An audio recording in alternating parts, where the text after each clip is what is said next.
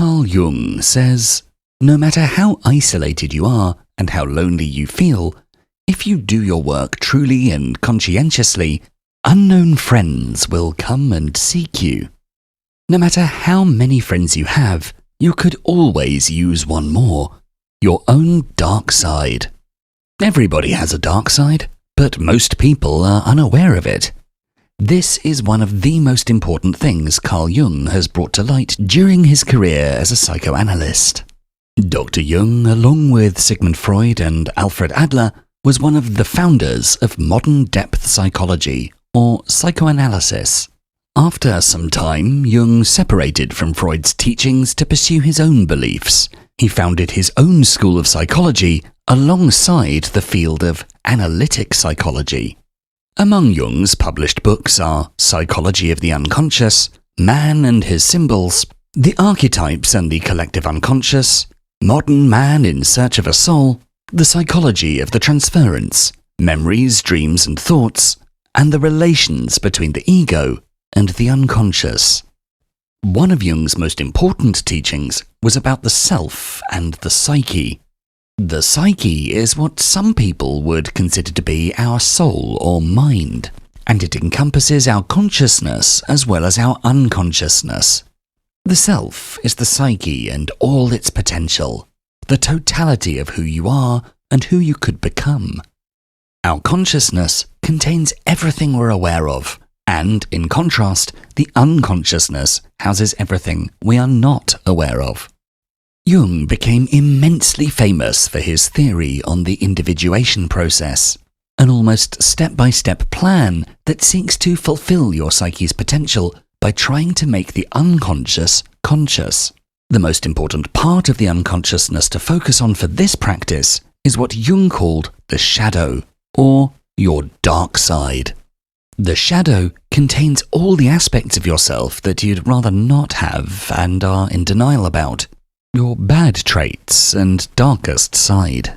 The shadow is what you try to pretend you don't have, even to the point of convincing yourself. Examples of traits the shadow could house are explosive anger, jealousy, envy, greed, pride, laziness, vanity, and so on. Generally, we tend to be completely unaware of our shadow. It's in our unconscious. But the suppressing of your unconsciousness is exactly what sustains unhappiness, inauthenticity, and misery. While you might think your shadow sounds more like your enemy than your friend, in this video we'll explain why that's not true and why you should consider your dark side your friend. Number 1. Your dark side can reveal your true self. Carl Jung says, "No noble, well-grown tree ever disowned its dark roots, for it grows not only upward, but downward as well." A defining part of your shadow is the fact that you don't know it. That's why it's called the shadow. Everything you know about yourself is in the light. All the other things are behind it, in the shadows. And in order to befriend your dark side, it's vital to shine a light on your shadow, to truly try and get to know yourself. Remaining ignorant about your unconscious, and especially the shadow, is very dangerous. In theory, when you repress your bad traits, you only show your good ones. But in fact, you can never truly remove bad traits. Whatever you push down is bound to bubble back up during unexpected, uncontrollable moments. For example, the repression of your anger will result in sudden, out-of-the-blue outbursts every now and then in the most unpredictable ways. The same goes for any other undesirable trait. If you ignore your flaws, they will always control you. The denial of our shadow self, however, feels very natural. It's difficult to try and look straight into the aspects of ourselves that we despise or fear the most. How could someone who takes great pride in their kindness and generosity ever acknowledge their raging envy? How could someone who sees themselves as fully confident ever address their insecurities? Well, in most cases, they don't. If someone sees themselves as a highly confident person, they'll probably ignore and deny their insecurities, but that doesn't mean they're not there. Instead, they might subconsciously avoid facing their insecurities by avoiding certain situations, not wearing certain clothes, and so on. People who remain in denial about certain parts of themselves have to stay in their own bubble in order to avoid running into those parts. If you pretend to be confident, you'll always have to avoid anything that could bring your insecurities to light. But true confidence comes from facing your fears and insecurities. And doing so can only be done by recognizing them, or in other words, by recognizing your shadow. How can you work on something that you don't even know exists? Since you cannot improve what you don't know, the first step of growing beyond your weaknesses is to get to know them. How? By interrogating yourself. Get to know the deepest, darkest side of yourself. This won't be easy. It takes time, effort, focus without distractions, and you have to keep the conversation flowing. Take some time out of each day to ask yourself, what behaviors did I exhibit today? Why did I do the things I did? What motivated me? What was I afraid of today? The best ways to reflect on these questions that Jung recommends specifically are through meditation, journaling, or drawing. When it comes to drawing, Jung specifically recommends focusing on drawing mandalas. Drawing something, especially something as symmetrical and simple as a mandala, relaxes your brain and will help your thoughts focus on all the things that you normally suppress. Moreover, the kinds of lines you draw and colours you choose can tell you things about yourself. Do you use round, soft shapes or harsh lines? Cold colours or warm colours? And what do you think this reflects? If you analyse yourself through mandalas every day, week or month, you can track your growth and changes in a way you never have before.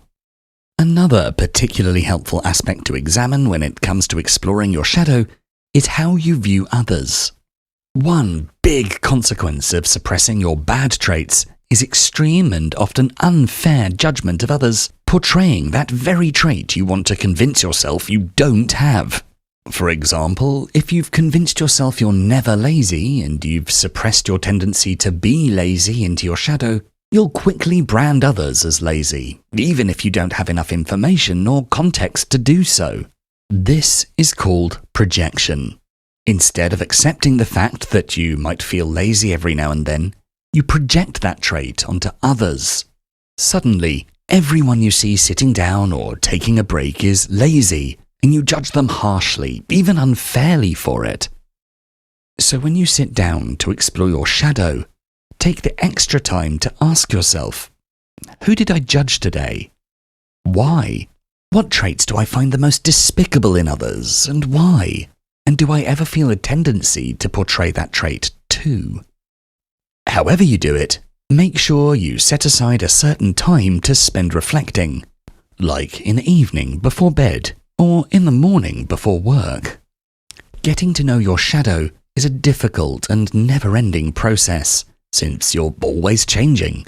But it's also one of the most rewarding things you'll ever do. Once you get to know what it is that you push away, you get to know what drives you the most and what truly makes you, you. After having gotten to know your shadow, you probably won't like it. In fact, it might disturb or even disgust you. You don't want to associate with anything you've found, let alone befriend these traits. But that is what you need to grow as a person. Number 2. Your dark side can give you advice. According to Jung, one does not become enlightened by imagining figures of light, but by making the darkness conscious. Allow your new friend, the shadow, to give you advice every now and then. No matter how badly you might want it to be false, your shadow is part of you, and every single part of you can be helpful in different kinds of situations. For example, your shadow might be made up of greed, anger, childishness, and laziness. Not an ideal friend, sure, but what positive qualities might these traits house?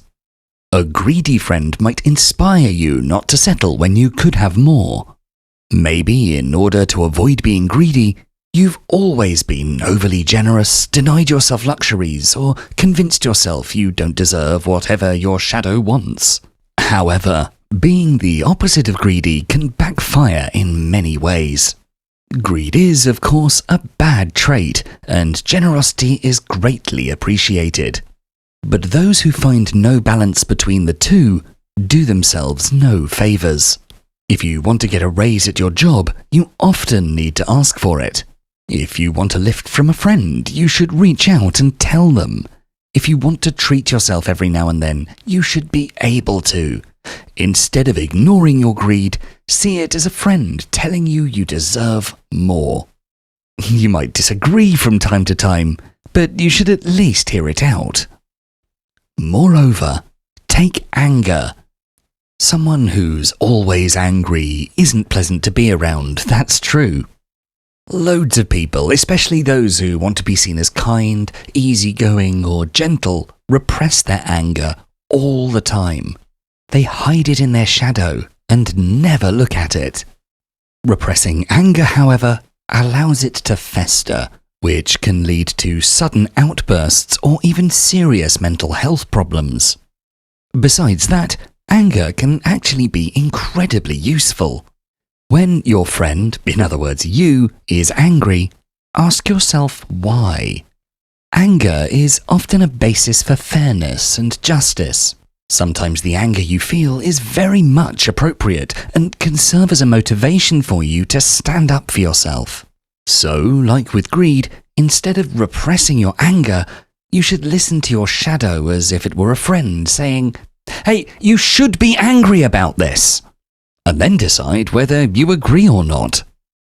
A childish friend might show you what it's like to regard the world with wonder and enjoy the little things.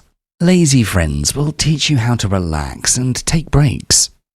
The longer you think about all those bad traits, you'll start to realize just how many upsides they have.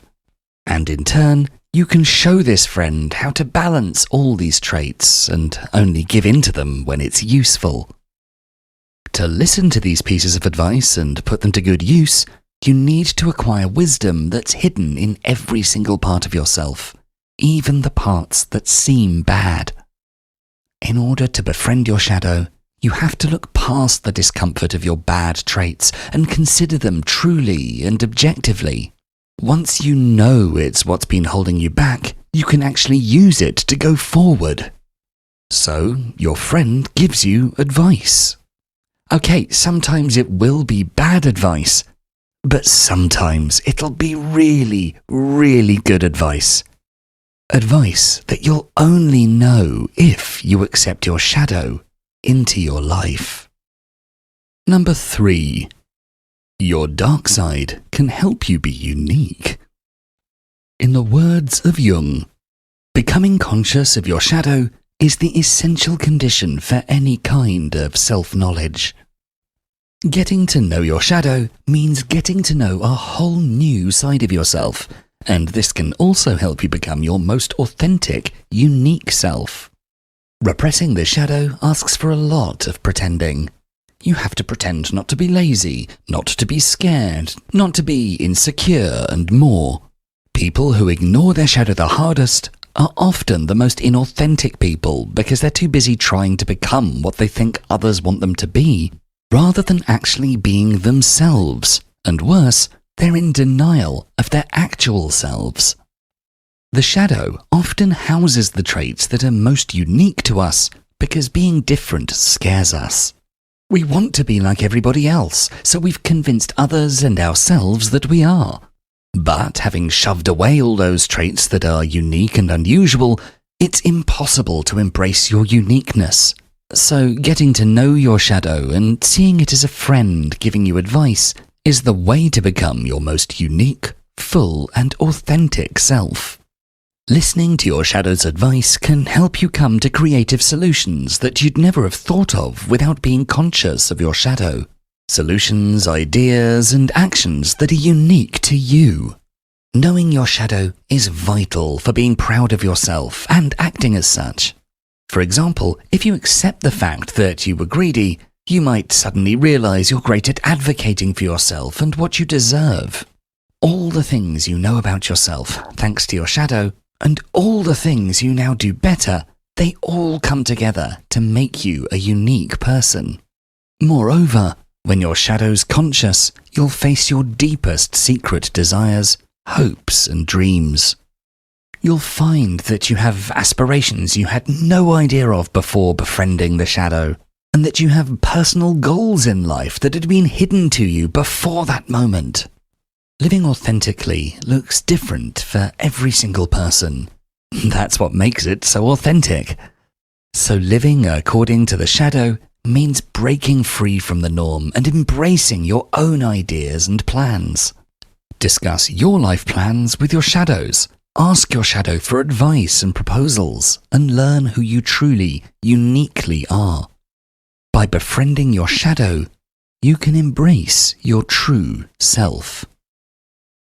Number 4. Your dark side can fight you. In our final quote from Carl Jung for this video, he says, "Beware of unearned wisdom." Like with any friend, sometimes you and your shadow will fight. First and foremost, when you don't acknowledge your shadow, it will harm you. This has already been discussed, but it's important to reiterate that getting to know your shadow is a continuing effort. Exploring the shadow is never fully over. Just like any friendship, your relationship with your shadow requires constant work and effort, and neglecting it results in fights. So what does fighting with your shadow look like? An uncared for shadow will express itself in numerous ways. Unhelpful gut feelings, outbursts, unfair judgment towards others, and self-consciousness. This has also been discussed, but even after you've accepted and integrated your shadow, it can still trick you. The advice your shadow friend gives you can be wrong. The feelings you feel as a result of your shadow can be deceptive, and everything can become too much. So sometimes, our shadow parts get the upper hand in an unhelpful way. We get destructive instincts or a bad feeling. Your shadow can tell you to get angry in a situation where it would be an overreaction, or to relax when you should be putting the work in, or to go against the norm when it simply isn't the time. It's your job not to just listen to your shadow blindly, but fight it every now and then. Engage in discussions with it. Befriending your shadow requires patience all the time. Patience for yourself and patience when making decisions. The shadow gets the most chance to destruct when you don't give yourself time to actually converse with it. So fighting with your shadow doesn't mean you should start ignoring whatever intuitions you have. Don't go back to repressing parts of yourself. Instead, carefully consider and interrogate your instincts and feelings. In determining the legitimacy of whatever your shadow advises you, your rational thinking is of importance. Is what your shadow telling you making logical sense? What are the upsides and downsides to it? Does something feel right or not? And why? What is it about this option that makes you feel hesitant? Reflect on your decisions often, again by journaling, drawing, meditating, mind mapping, or anything. Don't make a decision unless you understand why you're making this decision. Confronting your shadow often is what truly gives it its helpful power. Make sure to fight it every now and then, not out of anger or distrust, but in order to make sure you remain sharp and get the best possible use out of your shadow. If you enjoyed this video, please make sure to check out our full Philosophies for Life playlist, and for more videos to help you find success and happiness using beautiful philosophical wisdom, don't forget to subscribe. Thanks so much for watching.